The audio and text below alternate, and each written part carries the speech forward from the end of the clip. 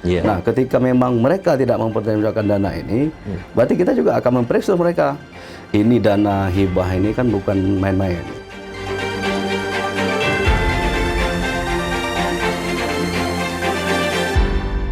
Assalamualaikum warahmatullahi wabarakatuh.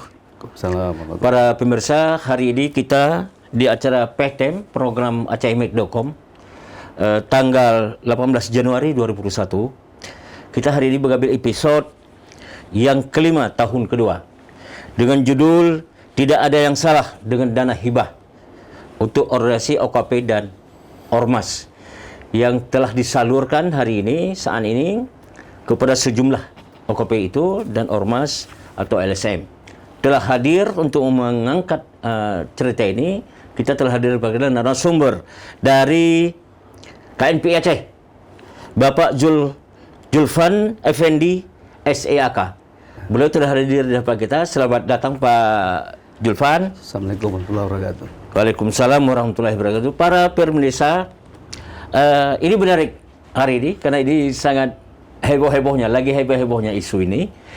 Kita ingin melihat apakah ini hoax, apakah ini fakta, atau memang bantuan yang murni untuk kaum muda ini, umumnya untuk dalam rangka COVID ya, mengatasi COVID.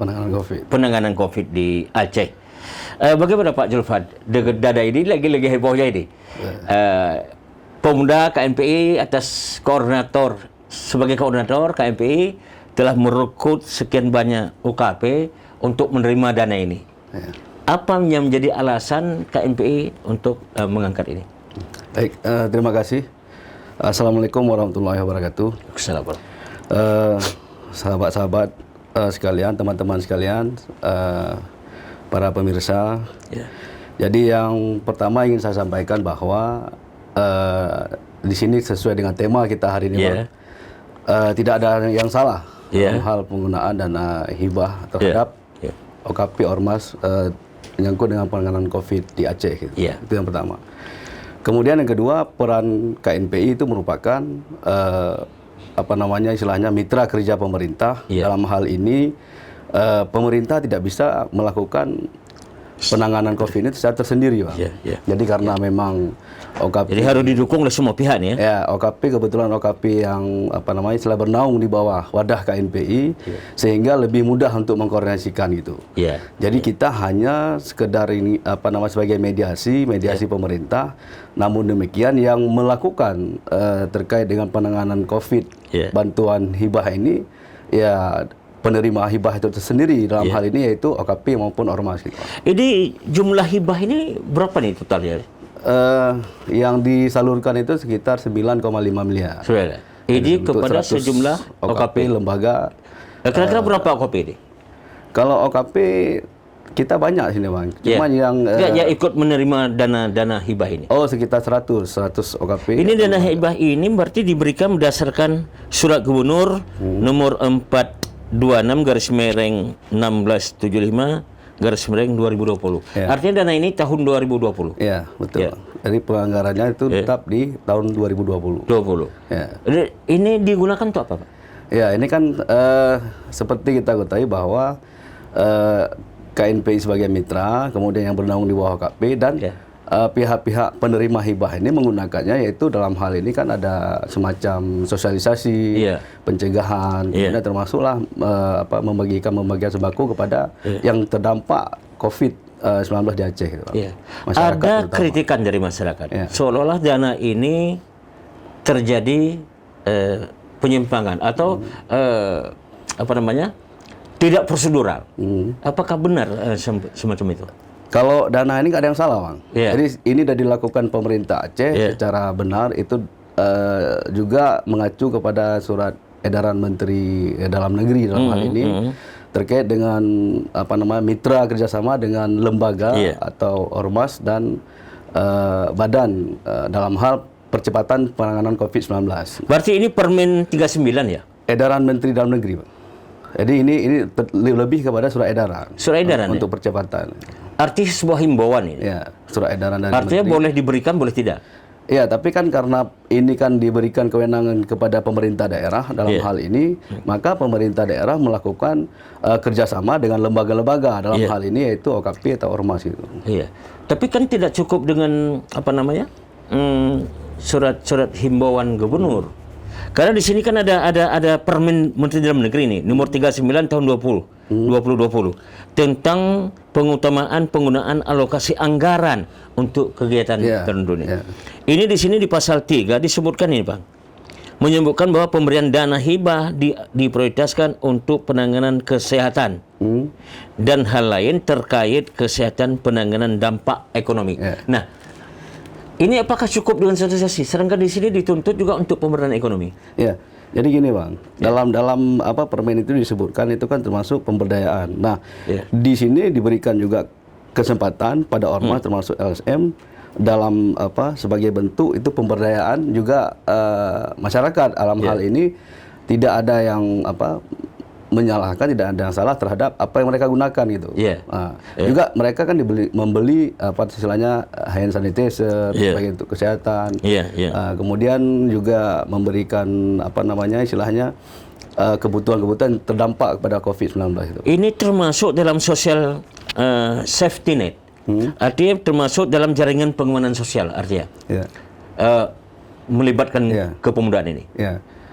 Jadi lebih kepada masyarakat, Bang. Lebih kepada masyarakat. Kepada masyarakat. Itu sekarang sudah sejauh mana yang dilakukan oleh KNPI sendiri ataupun OKP yang sudah menerima dana 100 miliar ini? Nah, ini kadang-kadang ada salah pemahaman dari kawan-kawan, Bang. Jadi asumsi daripada kawan-kawan seolah-olah bahwa ormas atau OKP ini memberikan laporan itu kepada kita. Nah, itu yang harus dipahami. Karena penerima hibah ini kan langsung OKP dan ormas yang dilakukan oleh dalam hal ini pemerintah Aceh melalui Dinas Pemuda dan Olahraga. Artinya domain siapa nih? Domain gubernur atau gubernur di bawah dinas atau siapa yang menyalurkan? Ini pemerintah Aceh di bawah Dinas Pemuda dan Olahraga. Oh, Pemuda dan Olahraga ini. Kita hanya memfasilitasi, tapi dengan demikian mereka tidak memberikan istilahnya laporan ke kita gitu. Jadi langsung kepada disporanya. Gimana kriteria sebuah organisasi mendapatkan dana ini? Kan ada kriteria ini. Jadi kriteria itu kan di dalam surat edaran menteri itu juga udah disebutkan banget. Jadi ada termasuk dari Kemenkumham. Kemudian dari Kesbang Polimas. Jadi ada ada jalurnya ya? Ada SK yang masih aktif. Jadi kalau tidak salah saya kemarin itu ada sekitar 150 ormas atau lembaga yang memberikan memasukkan proposal, tapi tidak memenuhi syarat. Yang memenuhi syarat 100 itu. Jadi kriteria-kriteria ini ditetapkan yang sehingga mereka diberikan dana hibah ini untuk pemberdayaan itu. Apa yang paling penting dari kriteria itu sehingga ada organisasi yang tidak mendapatkan? Yang pertama kalau saya lihat ini yang pertama itu adalah kepengurusan aktif. Masa kepengurusan aktif. Kemudian yang kedua terdaftar di Kesbang Polimas dan yang ketiga itu kalau nggak salah saya ada syarat dari Kemenkumham gitu. Jadi ada syarat yang harus mereka penuhi. Gitu. Nah, kalau itu syarat yang paling utama kalau saya pikir. Di samping mungkin ada lain-lainnya yang memang dipersyaratkan oleh Dinas Pemuda dan Olahraga. Kalau syarat itu ada, tapi masih ada juga yang berkembang di masyarakat, ada organisasi, ada OKP, ada ormas atau ada yang tidak terpenuhi secara legalitas formal ini tapi mendapatkan dana. Sekarang gini, kalau kita berbicara pro kontra ini memang biasa, Bang. Tapi kalau memang itu bisa dibuktikan ya silakan. Buktikan bahwa ini katakanlah misalnya OKP tidak cukup, tidak ada sekretariat, tidak ada SK yang aktif segala macam. Ya dibuktikan, jangan hanya sekedar ngomong gitu. Nah, gitu. Apakah organisasi pemuda ini juga termasuk membuat pendekatan atau bekerja sama dengan UMKM untuk pemberdayaan ekonomi? Atau cukup hanya dengan peralatan kesehatan? Kalau ini kita serahkan kepada penerima hibah, Bang. Jadi kita tidak mendoktrin mereka untuk supaya harus melakukan A, melakukan B. Tapi sebagai koordinator kan otomatis harus tahu juga di daerah mana ini. Enggak, kita bukan koordinator, memfasilitasi, Pak. Artinya karena ini kan OKP, ormas ini kan ada beberapa yang di bawah kita lah istilahnya. Ini supaya mereka gini terkoordinir. Dalam hal ini pemerintah Aceh kan nggak repot, Bang. Maksudnya kalau menjumpai satu persatu ketua OKP kan agak sulit. Jadi kita fasilitasi sehingga yang memang benar-benar itu mereka langsung ke ke dinas pemuda dan olahraga. Gitu. Jadi bagaimana tanggung jawab pihak KMPI sendiri yang sudah merekomendasi OKP jika ini terjadi kekeliruan? Kita tidak merekomendasikan, Bang, OKP ini untuk yang bisa terima atau tidaknya. Dalam hal ini, ya verifikasi tadi yang membuktikan. Jadi kita hanya fasilitasi. Jadi jangan salah-salah. Kadang-kadang ini semua KNPI yang berperan semua. Tidak.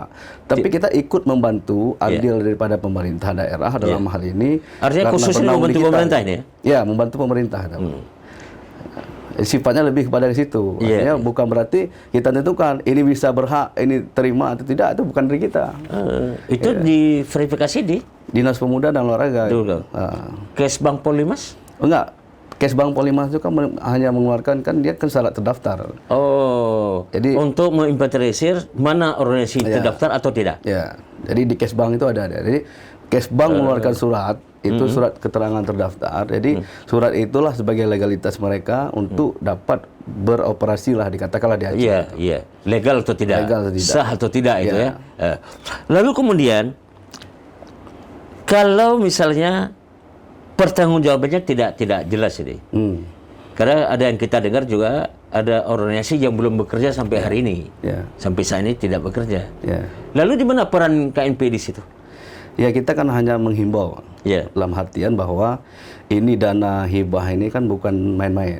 Artinya, dan mungkin mohon maaf kadang-kadang kawan-kawan yang di sana salah pemahaman seolah-olah bahwa dana ini memang untuk orangnya atau bukan istilahnya untuk seseorang yang diberikan itu hanya cuma-cuma. Jangan salah. Karena berarti ini kelompok ya? Iya, ini kelompok. OKP ini kan organisasi pemuda, Pak, terdiri dari lebih daripada satu orang. Artinya mereka inilah yang melaksanakan kegiatan. Kalaupun mereka tidak melaksanakan kegiatan, saya sudah beberapa kali wanti-wanti, resiko akan terima sendiri gitu. Masing-masing organisasi OKP itu bukan KNPI, Pak.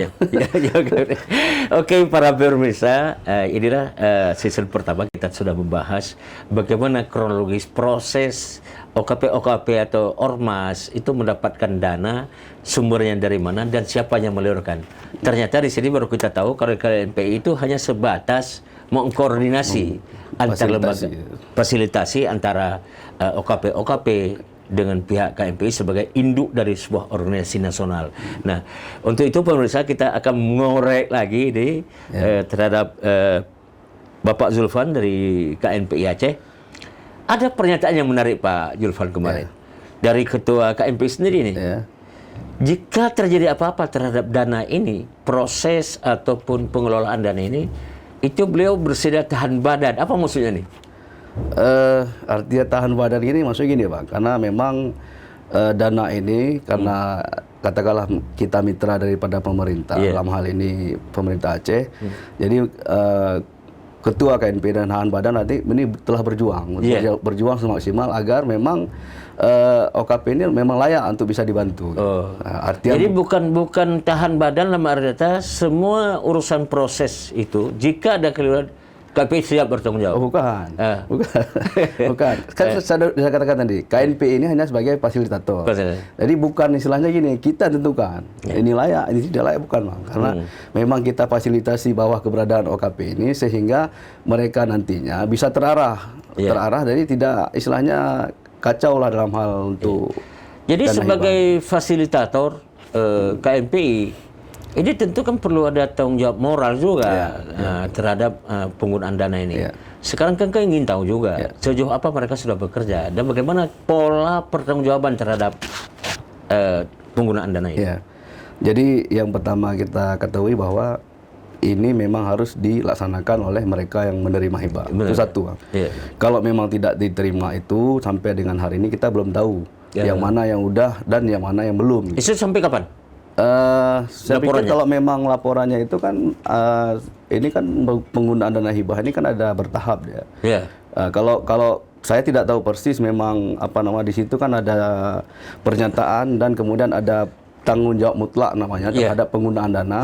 Karena yang taken mereka, Bang. Oh, langsung. Jadi mereka taken langsung, ketua-ketua OKP dan bendahara langsung mendatangani. Kalau kita katakan di sini kita kan fakta integritas, tapi ini pertanggungjawaban mutlak keuangan. Jadi mereka itu saya nggak tahu isinya itu berapa bulan atau seperti apa lah bentuknya. Itu kan hitungan rata-rata ya. Hitungan dari mereka lah, saya nggak tahu. Ada juga yang menjadi isu bagian daripada dana ini adalah pemberian bantuan terhadap BEM Unsia. Sementara Unsia hari ini kita dengar kemarin itu sudah menolak, direktorat dari Unsia juga meminta supaya uang ini dikembalikan. Ini bagian dari kepemudaan. Nah, apa tanggapan kita? Jadi gini Pak, yang pertama ingin kita jelaskan, yang diberikan bantuan ini dalam bentuk SK. Itu kan surat keputusan. Jadi secara legalitas itu katakanlah sah ditandatangani oleh gubernur dalam hal ini. Jadi ketika mereka mengajukan permohonan, mengajukan proposal dalam bentuk proposal untuk supaya bisa dibantu, inilah kan diverifikasi segala macam dengan pemerintah Aceh. Hari ini ketika mereka menolak, berarti mereka akan mengingkari apa yang sudah mereka tandatangani sendiri gitu, Pak. Itu kan mereka kan saya katakan tadi ada surat pernyataan. Pernyataan itu dalam bentuk materai, kalau nggak salah saya, itu kemudian ada surat tanggung jawab mutlak penggunaan dana. Enggak, jika adanya nakal ini. Ini kan rekomendasi KNPI. Apa namanya istilahnya? Bukan rekomendasi. Bukan rekomendasi, kita nggak melakukan rekomendasi. Bukan rekomendasi, tapi fasilitasi. Ini kan ada tanggung jawab. Jika ada di antara mereka itu nakal ini, tidak bisa mempertanggungjawabkan dana ini atau habis entah kemana, tanggung jawab moral kita apa? Tanggung jawab moral kita berarti kan kita kemarin udah memberitahukan kepada mereka bahwa ini memang benar-benar harus dipertanggungjawabkan. Nah, ketika memang mereka tidak mempertanggungjawabkan dana ini, berarti kita juga akan mempresur mereka, ikut mempresur gitu. Gitu. Artinya ikut menekan mereka supaya ini benar-benar dipertanggungjawabkan. Betul. Ini kalau kejadian yang menerima coreng wajah ini tentu PMPI. Enggak juga lah, maksudnya enggak kita secara sepenuhnya ya Bang. Cuman artinya karena memang kita mediasi tadi keberadaan OKP, jadi memang orang melihatnya ini KNPI ini semuanya yang memberikan dana segala macam. Padahal kan karena di Kesbang Pol juga menjadikan bahwa koordinatornya ini KNPI. Karena mereka di luar nggak melihat ini seperti apa bentuk dan prosesnya. Mungkin dengan informasi yang kita berikan hari ini, mudah-mudahan dari pihak yang di luar yang memang katakanlah ada pro ada kontra juga paling tidak sedikitnya mengetahui bahwa seperti inilah proses yang udah kita lakukan. Lalu apa yang Anda dapat dari dinas olahraga?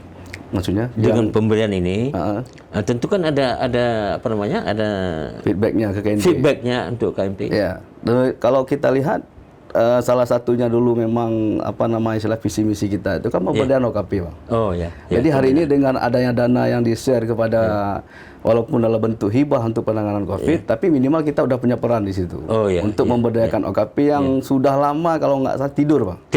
Nah, jadi memang karena dulu saya juga mantan ketua OKP yang memang dalam hal ini memang udah lama sekali tidak pernah menerima bantuan apapun dari pemerintah Aceh. Ya mudah-mudahan kawan-kawan yang menerima dana ini mereka bisa memaksimalkan itu dan memang memperuntukkan ya sebagaimana mestinya gitu. Gitu, Pak.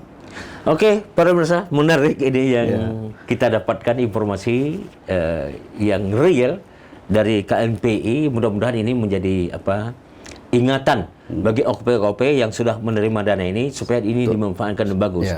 Tapi para pemirsa, kita belum cukup. Masih ada satu pertanyaan. Saya rasa ini kunci. Pertanyaan kunci kita. Berapa sih dapat KNPI dengan upaya kita membantu OKP-OKP? Ini dalam artian apa nih, Bang? Dapat apa yang tanda dapat kutip? Materi berkira dapat supaan. Jadi gini, kita sepeser pun tidak ada dalam mereka yang mendapatkan dana hibah itu diperuntukkan untuk KNPI. Ini dipahami, tidak ada sepeser pun. Kita hanya membantu, memfasilitasi, dan itu juga sesuai dengan visi misi kita dalam hal ini pemberdayaan OKP. Saya rasa ketua-ketua OKP pun mereka pun berpikir dengan adanya bantuan hibah ini luar biasa artinya perjuangan kawan-kawan di KNPI gitu. Artinya itu kita real ini. Artinya real KNPI tidak mendapat cuma hanya sebatas bagaimana berupaya menghidupkan OKP dengan bantuan pemerintah ini. Kita harapkan demikian. Oke, Pak, terakhir saya minta Pak Zulfan menyampaikan harapannya kepada OKP ini yang telah menerima dana hibah ini dari pemerintah. Silakan, Pak. Baik, teman-teman, rekan-rekan sekalian, Saya ingin menyampaikan bahwa kita jangan main-main terhadap dengan penggunaan dana hibah. Itu satu, karena dana hibah ini memang mutlak harus dipertanggungjawabkan sesuai dengan peruntukannya. Nah, dalam hal ini kalau peruntukannya untuk memang pengenaan COVID dalam membantu pemerintah untuk percepatan, saya pikir laksanakan. Jangan digunakan untuk hal-hal yang memang bukan sebagai peruntukannya. Karena di sini kita ketahui bahwa penggunaan dana hibah ini memang betul-betul memang disorot dan bisa-bisa memang nantinya jadi persoalan baru bagi dinamika pemuda yang ada di Aceh. Nah, untuk itu saya berharap kepada teman-teman, rekan-rekan sahabat sekalian, bahwa mari sama-sama kita gunakan ini dana yang memang diberikan oleh pemerintah Aceh dalam bentuk hibah kepada penggunaan dalam penanganan percepatan COVID untuk digunakan sebagaimana mestinya. Saya pikir gitu, Bang. Untuk pemerintah sendiri? Untuk pemerintah Aceh, kalau kami di KNP ini berterima kasih banyak kepada pemerintah Aceh dalam hal ini sudah melibatkan stakeholder. KNPI selaku wadah berhimpunnya pemuda, kemudian sudah melibatkan OKP-OKP yang memang selama ini sudah lama tidur untuk bangun, sehingga kami dalam hal ini bisa bergerak dan bisa memberdayakan OKP-OKP yang memang notabene-nya adalah wadah yang dihimpun di dalam naungan KNPI, Pak. Artinya peran kepemudaan di Aceh untuk mensukseskan pembangunan yang dilakukan pemerintah harus betul-betul siap, ya? Oke. Terima kasih Pak Julfan. Hari ini kita Senin tanggal 18 Januari 21, episode kelima tahun kedua program PTM kita di acehmed.com telah berakhir dan ini cukup menarik. Semoga apa yang Bapak sampaikan tadi, terutama untuk kalangan muda yang menerima dana hibah ini, betul-betul dapat memanfaatkan dana ini untuk kepentingan masyarakat supaya COVID ini betul-betul bisa dapat teratasi di Aceh. Tentunya dengan peran pemuda sebagai yang terdepan, yang terdepan ikut terlibat untuk mensosialisasi bagaimana untuk menjaga prokes di masyarakat. Terima kasih Pak Julfan telah hadir di tempat kami yang sederhana ini. Terima kasih. Pak Julfan. Nah, inilah para pemirsa yang terakhir kali kami ucapkan terima kasih atas perhatiannya, atensi Bapak, terutama dari Generasi Muda Aceh. Assalamualaikum warahmatullahi wabarakatuh. Waalaikumsalam warahmatullahi wabarakatuh.